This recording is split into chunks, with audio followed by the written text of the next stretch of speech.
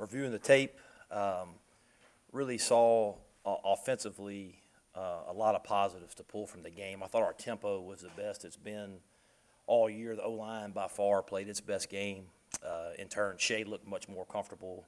Because of that, I think the biggest thing coming away from that game is we got to finish in the red zone. That's some one-on-one opportunities that we got to make.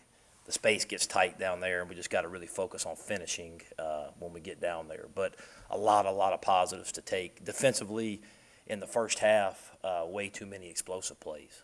Just too many chunk plays where they're just and it's just us being a little bit out of position here and there.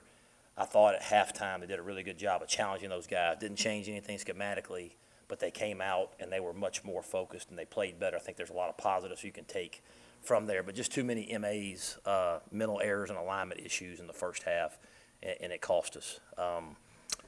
Injury-wise, Ty Quick will probably be out for a while. Hurt his knee, MCL strain, probably 3 weeks. Dawson came out fine. Sean, I thought, played good. Jordan Sims played more, which helped him this week. Benito Jones, Ken Webster, D. Gates were all a little bit banged up, but we'll be fine. Gary Wunderlich is going to, he just keeps tightening it up. It's not a major injury, it's just a little nagging hamstring injury. So hopefully he'll be back this week, but he'll probably be a game-time decision again. Been on the road for what seems like, has been a month now. So excited to get back home, play against a very, very good Vanderbilt team. Got a lot of respect for Coach Mason and the program that they have. But just excited to get back in front of our fans. Coming back, walking through the Grove, playing in Vaught Hemingway, I think our players are excited about that. We're going to build on the second half of Auburn, and that's going to be the turning point of our season. And we're excited to get back home 3 weeks in a row, and just looking forward to this. Looking forward to the challenge. All right, raise your hand if you have a question. We'll give the microphone to you. Who wants to go first? Were you pleased to see the enthusiasm on the sidelines there in the second half? Absolutely. I was, really challenged them. I wanted to see a difference. I wanted to see. I think I saw some young guys growing up. I saw Sean Rawlings and Shea Patterson come to the defensive huddle. I saw when guys made tackles, I saw the sideline. I saw it look like it was supposed to look, and probably the best half of football since Texas A&M last year, in my opinion. So I think they started to see what it can be, and we just got to build on that. Man, it looked like we put a lot of motion in with our receivers, kind of moved them around, seemed to certainly open up some holes, not holes, but some areas for our receivers to find some open spaces. Yep, I think anytime, and again, when I say be simple, it means conceptually. You can do things to change the looks and still run the same plays. And the more we can do that and give a defense a different look, but still run the same play or run the same play with a very small variation, then I think that makes us better, and it made our tempo better, and we were in a better rhythm on Saturday against a good defense than we have been. The protection was helped because of it. The ball came out faster because of it, and we were just at times looked like a really good offense is supposed to look.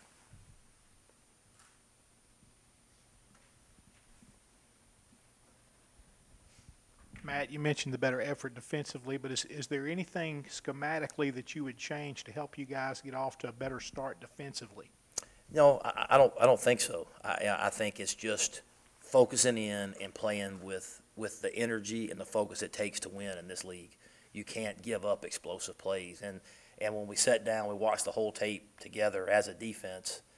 It was one guy here, one guy there. You can't have those and expect to win on the road in this league. You can't have explosive plays. You got to make them earn it all the way down the field. But there's just countless opportunities to get off the field in the first drive, 2 third downs. At the fourth down where Marquise had them in the backfield, we just got to make the little plays and just stay the course and keep working, and it'll go in our favor.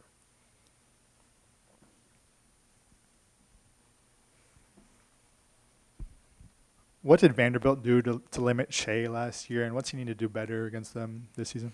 Well, again, I think we can't focus on last year. We got to focus on this year. Shea's a different player. They're a different defense now. We just got to focus on this year. They did a good job of mixing up the looks on him, though.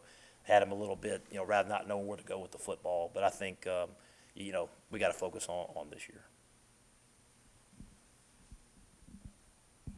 Did I see where Vanderbilt in the last 2 games have given up 1,000 yards rushing? Have y'all had a chance to look at that? Yeah, well, they have. They've played, Florida rushed for a pretty good amount, and Georgia really, did a good job in the run game. We have not been as good in the run. But, again, Coach Mason's a good defensive coach, and they're going to be ready to play against us. So, I think we just got to watch the tape and try to attack them where we can attack them. But they got a lot of returning players. I think 7 returning starters from last year. I know they were really good. So, we'll have our work cut out for us. Offensively, you were getting the third downs. You were winning up to the third down, getting third and shorts, but we're failing on those. Have you pinpoint what was going on there? I think for the third and shorts, we got stopped on one of them, I believe, and it was just a one-on-one safety linebacker. The safety made a good tackle, but we also converted on some fourth and shorts. He was happy to see us on the goal line, get down there and come in untouched. We got in on 3rd and 2 and ran power a couple times. Was happy to see Penniman. I think Sweeney hit a third and short as well. So and we made a lot of improvement on third downs. But the good thing that you saw was 3rd and manageable. It wasn't 3rd and 15 or 3rd and where you're taking sacks or you've got penalties. It's just it was much cleaner. As far as handling the noise and no pre-snap, it looked better. The thing that coming out of it is when you're playing against a good defense and you move it down there, you got to score touchdowns. You know what I'm saying? If you move the ball against Auburn, you get it in the red zone, which we did the first 2 drives, it's got to be 14-14. It can't be 14-3. That's the key, because if that happens, it's a different game. So we have to finish when we get down there. But when you go down there, you got to win one-on-ones because everything gets tighter. You got to step up. Your focus has to go up, and you got to win your one-on-ones when you get down there. Questions?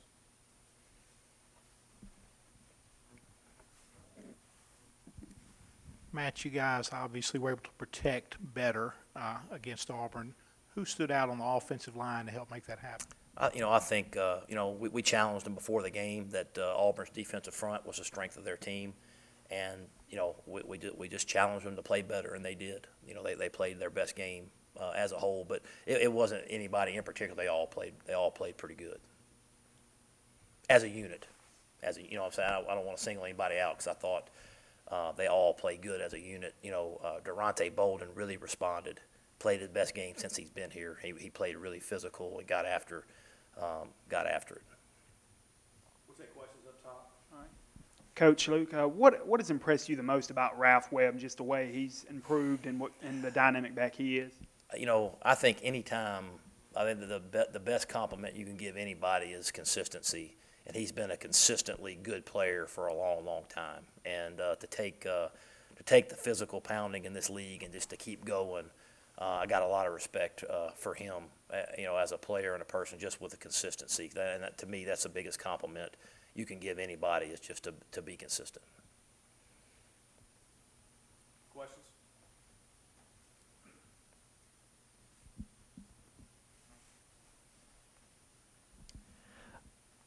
Going into the Vandy game, where are y'all focusing the most on? Winning. I guess more specifically, like I think building on the second half of the Auburn game. I feel like some of these young players are starting to grow up and starting to believe, and we just want to build on that. We just want to build on it, walk out there with confidence, and just building on the positives that I saw. And obviously the results were not what we wanted, but we have to build on those positives moving forward, and I think that's what we'll do this week. Coach, could you talk about how DK Metcalf has improved over the course of the year so far? Yep. DK Metcalf, he was disappointed in some of the stuff that happened in the first half, and he really he was one of the guys on the sideline that was very vocal, and as a redshirt freshman, that's very, very impressive. There was one play on the punt team.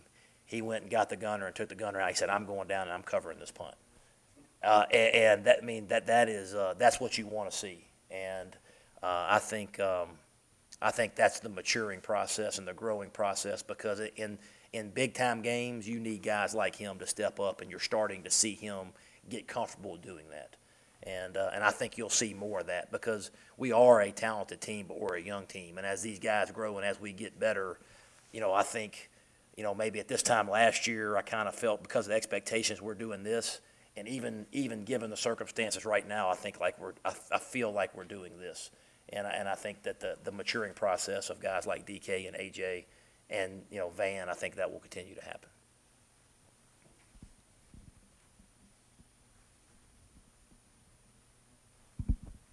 You just kind of expanded on that a little bit, but do you feel like the team feels like they kind of found themselves against Auburn? I don't know if they found themselves, but it was definitely a different feel on that sideline in the second half. And the result was not what we wanted, but I felt like they thought if we focus and we play like this, we can play with anybody in the country. And we said at halftime that this second half was going to be the turning point of our season, regardless of what happened. And they responded. If there was ever a time to quit, it was right then, and they didn't. They didn't throw the towel. They didn't go in the corner and cover up. They came out and they fought. And so I'm excited to build on that moving forward and finally get back home in front of our home crowd and get out there. And I saw them having fun playing football is what I saw. Man, I've had several people ask me the 2-point conversion. Obviously, we were pretty far behind in the game, Yep. but I said that I don't know if our kicker was obviously our first string kicker was Yeah, hurt, but he I was. thought, well, maybe we're practicing for that play later in the season. No, it was an opportunity just to kind of let our guys were still fighting. The same thing with the onside kick. Matt, in terms of turning things around, is this the most important game of the season for you guys? I think it's the most important game of the season because it's the next one. That's why it's the most important game of the season. Matt, talk about the progress of the defensive front guys. What you're seeing there. No, yeah, I'm pleased with their effort. I've been very impressed with Josiah and Breland and their effort. Man, they're flying around and playing really, really hard. I just think that we just got to keep coming. We just got to be consistent. I think you can't be good sometimes. You have to be good all the time. The teams that you're playing, they will exploit you if you're out of position, if you're misaligned, if you miss an assignment. The teams that you're playing will exploit that, and so we just have to be consistent. That's what we got to work on. But I've been pleased with their effort, really have.